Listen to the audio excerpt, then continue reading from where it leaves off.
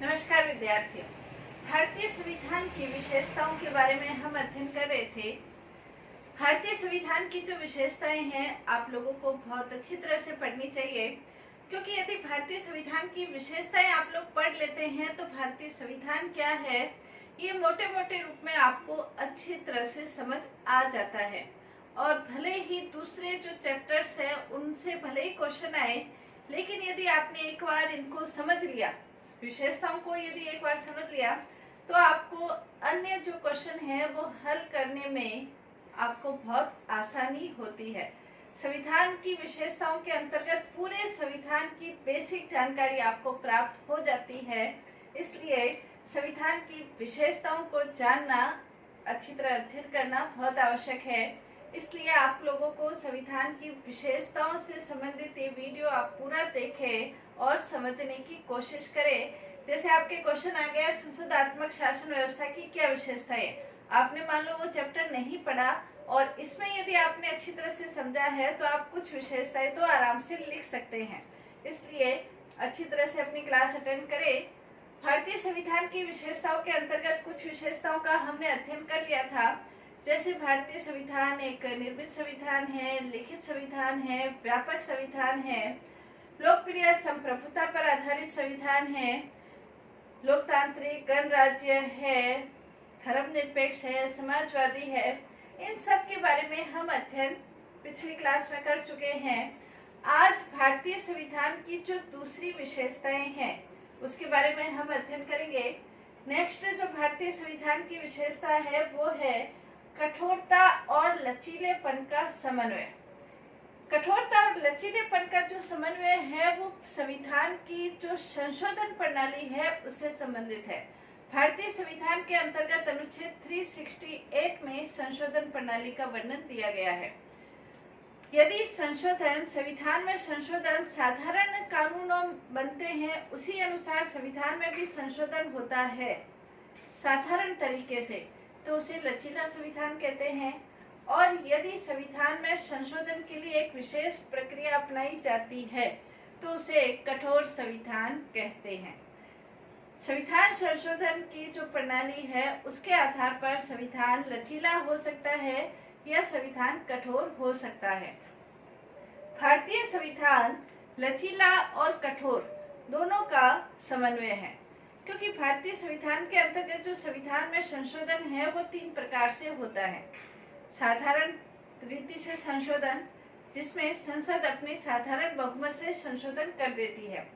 विशिष्ट बहुमत के आधार पर संशोधन, जिसके अंतर्गत संसद विशिष्ट बहुमत यानी कि उपस्थित सदस्यों के 2/3 बहुमत और बहुमत, कुल सदस्यों के बहुमत और उपस्थित सदस्यों के 2/3 बहुमत के आधार पर संशोधन होता है। प्लस कुछ ऐसी भी धाराएं हैं जिनमें संशोधन करने के लिए राज्यों की विधानसभाओं की, आधे से अधिक राज्यों की विधानसभाओं की अनुमति की आवश्यकता होती है। जैसे राष्ट्रपति की निर्वाचन पद्धति में, उनकी शक्तियों में, या संघ की कार्यपालिका शक्ति में, राज्यों की कार्यपालिका शक्ति के अंतर्गत, उनके प्रशासनिक संबंधों के अंतर्गत, संसद में स्थानों से संबंधित, इन सब में किसी के बारे में भी परिवर्तन करना है तो विशिष्ट बहुमत प्लस राज्यों की, आधे से अधिक राज्यों की विधानसभाओं की सहमति की आवश्यकता होती है। तो संविधान के अंतर्गत जो संशोधन प्रणाली है उसके आधार पर प्रोफेसर हियर ये कहते हैं कि भारतीय संविधान अधिक कठोर और अधिक लचीले के मध्य एक अच्छा संतुलन स्थापित करते हैं। तो संविधान संशोधन प्रणाली के आधार पर भारतीय संविधान कठोर और लचीले दोनों का समन्वय कहा जा सकता है। नेक्स्ट इसकी विशेषता है भारतीय संविधान की संसदात्मक शासन व्यवस्था। कार्यपालिका और व्यवस्थापिका के बीच जो संबंध होते हैं उसके आधार पर शासन व्यवस्था 2 प्रकार की होती है, अध्यक्षात्मक शासन व्यवस्था और संसदात्मक शासन व्यवस्था। भारत ने संसदात्मक शासन व्यवस्था को ग्रहण किया है क्योंकि संविधान निर्माता ये चाहते थे कि हम अब तक के प्राप्त अनुभव की विपरीत दिशा में नहीं जा सकते। इंग्लैंड में संसदात्मक शासन व्यवस्था है और संसदात्मक शासन व्यवस्था के अंतर्गत ही भारत में शासन व्यवस्था संचालित होती थी। इसलिए संविधान निर्माताओं ने भारत के अंतर्गत संसदात्मक शासन व्यवस्था को ग्रहण किया और संसदात्मक शासन व्यवस्था के सारे लक्षण जैसे कार्यपालिका और व्यवस्थापिका के बीच घनिष्ठ संबंध, इसका तात्पर्य यह है कि कार्यपालिका का जो चुनाव है वो व्यवस्थापिका में से होता है और जो राष्ट्रीय अध्यक्ष है वो नाम मात्र की शक्तियों का प्रयोग करते हैं। कार्यपालिका व्यवस्थापिका या व्यवस्थापिका के निम्न सदन के प्रति उत्तरदायी होते हैं। जैसे भारत के अंतर्गत प्रधानमंत्री और उनका जो मंत्रिमंडल है वो निम्न सदन यानी कि लोकसभा के प्रति उत्तरदायी है और वो अपने पद पर तभी तक रह सकते हैं जब तक कि उनका बहुमत लोकसभा में है। अविश्वास प्रस्ताव पारित करके कार्यपालिका को उनके पद से हटाया जा सकता है। ये सारे लक्षण संसदात्मक शासन व्यवस्था के हैं और भारत के अंतर्गत संसदात्मक शासन व्यवस्था को ग्रहण किया गया है, इसलिए भारतीय संविधान के अंतर्गत ये सारे लक्षण हमें देखने को मिलते हैं। अम्बेडकर ने कहा है कि संसदात्मक शासन प्रणाली में शासन के उत्तरदायित्व का मूल्यांकन एक निश्चित समय के बाद होता है। न सिर्फ एक निश्चित समय के बाद होता है बल्कि दिन प्रतिदिन भी शासन का मूल्यांकन होता है, क्योंकि व्यवस्थापिका कार्यपालिका के ऊपर नियंत्रण स्थापित करती है।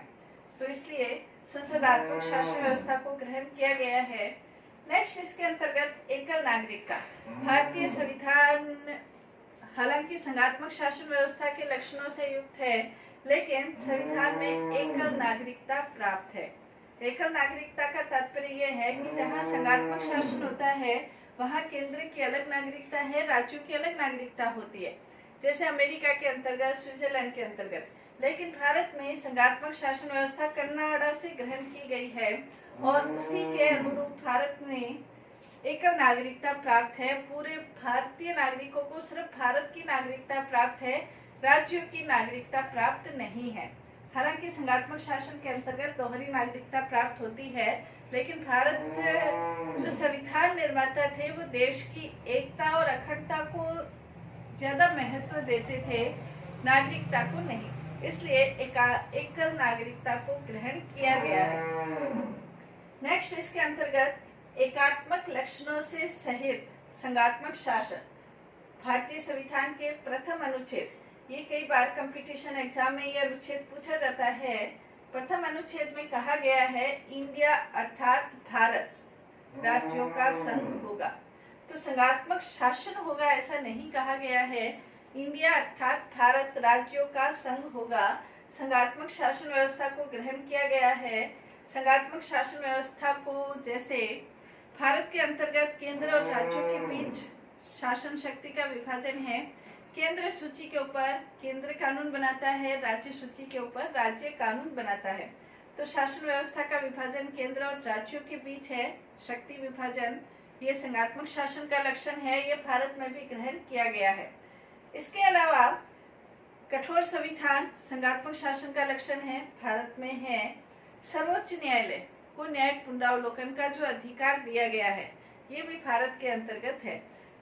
सर्वोच्च न्यायालय, लिखित संविधान, कठोर संविधान, द्वितीय सदन का राज्य सदन होगा, जैसे राज्यसभा के अंतर्गत राज्यों का प्रतिनिधित्व है, राज्य सदन होना, शक्तियों का विभाजन होना, ये सभी संघात्मक शासन व्यवस्था के लक्षण हैं जो भारतीय संविधान के अंतर्गत भी दिखते हैं। लेकिन भारत के अंतर्गत पूर्ण रूप से संघात्मक शासन व्यवस्था को ग्रहण नहीं किया गया, एकात्मक लक्षणों को भी ग्रहण किया गया है। जैसे इकहरी नागरिकता है और जो राज्य है उनके अपने कोई संविधान नहीं है।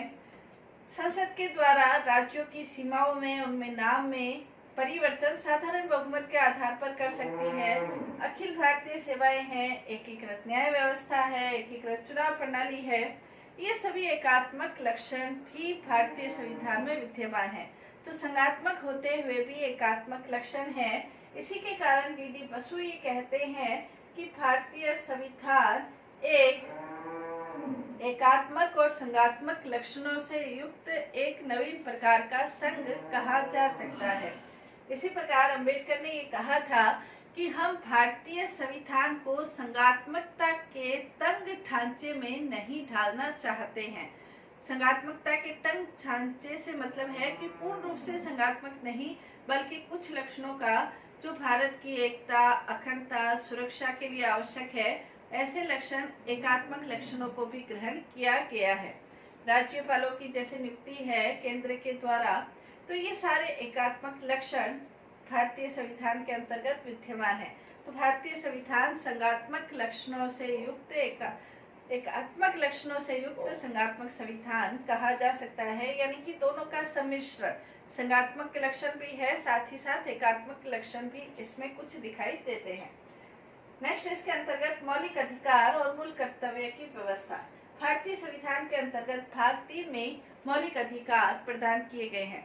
भारतीय नागरिकों को, प्रत्येक नागरिकों को 6 प्रकार के मौलिक अधिकार प्रदान किए गए हैं और उन मौलिक अधिकारों की रक्षा के लिए सर्वोच्च न्यायालय को उत्तरदायी माना गया है।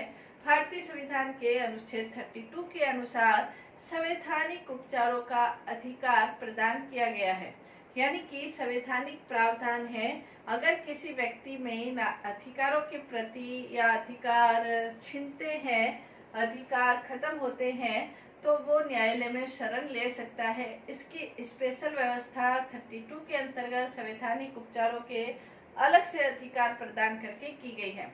प्रत्येक व्यक्ति को 6 प्रकार के समानता का, स्वतंत्रता का, शोषण के विरुद्ध, धार्मिक स्वतंत्रता का, अल्पसंख्यकों को अपनी शिक्षा संस्कृति को सुरक्षित रखने का और संवैधानिक उपचारों का, ये 6 प्रकार के अधिकार संविधान के द्वारा प्रदान किए गए हैं। साथ ही साथ मौलिक कर्तव्यों की व्यवस्था भी की गई है। मौलिक कर्तव्यों की व्यवस्था 42वें मूल संविधान के अंतर्गत नहीं थी। 42वें संविधान संशोधन के द्वारा 1976 में प्रत्येक एक संविधान में नया भाग जोड़ा गया, भाग 4 उसमें प्रत्येक नागरिक के लिए 10 कर्तव्य निर्धारित किए गए थे। इसके बाद 86वें संविधान संशोधन के आधार पर 2002 के अंतर्गत एक नया कर्तव्य जोड़ा गया, 11वां कर्तव्य, यानी कि वर्तमान समय 11 मौलिक कर्तव्य है और उसके अंतर्गत ये जोड़ा गया कि प्रत्येक माता पिता का ये कर्तव्य है कि वो अपने बच्चों के लिए शिक्षा की व्यवस्था करे। तो ये कर्तव्य व्यवस्था की गई। राज्य के नीति निर्देशक सिद्धांत भाग 4 के अंतर्गत नीति निर्देशक सिद्धांतों का वर्णन किया गया है। हालांकि संविधान के अनुच्छेद 37 में ये स्पष्ट रूप से उल्लेख है कि इन नीति निर्देशक सिद्धांतों को संवैधानिक बाध्यता प्राप्त नहीं है। संवैधानिक बाध्यता प्राप्त नहीं होते हुए भी सर्वोच्च न्यायालय ये कहता है कि ये राज्यों के लिए मूलभूत है, यानी कि राज्य अपने कानून बनाते समय इन सिद्धांतों का मार्गदर्शन प्राप्त कर सकता है। और इसीलिए श्री GN जोशी ये कहते हैं कि ये तत्व आधुनिक प्रजातंत्र के लिए सामाजिक, आर्थिक और राजनीतिक कल्याण का मार्ग प्रशस्त करते हैं, यानी कि लोक कल्याणकारी राज्य की दिशा की ओर नीति निर्देशक सिद्धांत एक कदम बढ़ाते हैं, लोक कल्याणकारी राज्य की दिशा निर्धारित करते हैं। नेक्स्ट, सांप्रदायिक प्रतिनिधित्व का अर्थ। भारतीय संविधान के अंतर्गत 1909 का जो भारत शासन अधिनियम था, उसके अंतर्गत भारत शासन अधिनियम में सांप्रदायिक निर्वाचन प्रणाली की व्यवस्था की गई थी, जिसमें हिंदू, मुसलमान, सिख, इनके लिए अलग अलग व्यवस्थाएं थी। प्रत्येक संप्रदाय अपने संप्रदाय के आधार पर वोट देता था। इससे संप्रदायों के अंतर्गत आपसी मनमुटाव और वैमनस्य की भावना पैदा हुई। भारतीय संविधान निर्माता ये चाहते थे कि ऐसी किसी भी प्रकार की व्यवस्था सांप्रदायिक निर्वाचन के कारण भारत के अंतर्गत अनेक प्रकार के वैमनस्य, दुर्भावना की भावना पैदा हुई। संविधान निर्माता ये नहीं चाहते थे कि नवीन संविधान के अंतर्गत भी इस प्रकार की भावनाएं पैदा हो और भारत की जो स्वतंत्रता है वो स्थायी रूप से रहे। इसलिए संविधान निर्माताएं सांप्रदायिक निर्वाचन पद्धति को खत्म करना चाहते थे और उन्होंने खत्म कर भी दिया। और सांप्रदायिक निर्वाचन पद्धति को खत्म कर उन्होंने प्रत्येक भारतीय मतदाता को वयस्क मताधिकार प्रदान किया। प्रत्येक भारतीय मतदाता अपने मत का प्रयोग करके अपने प्रतिनिधियों को चुन सकता है। ये भारतीय संविधान की, हम कह सकते हैं, संविधान निर्माताओं की महत्वपूर्ण विशेषता थी। जैसे श्रीनिवास ही कहते हैं कि सांप्रदायिक निर्वाचन प्रणाली का अंत और वयस्क मताधिकार प्रणाली का प्रारंभ भारतीय संविधान की एक क्रांतिकारी विशेषता कही जा सकती है। तो ये संविधान की इन विशेषताओं का हमने अध्ययन किया। भारतीय संविधान की और भी विशेषताएं हैं, उन सब के बारे में हम अध्ययन करेंगे नेक्स्ट क्लास में। धन्यवाद।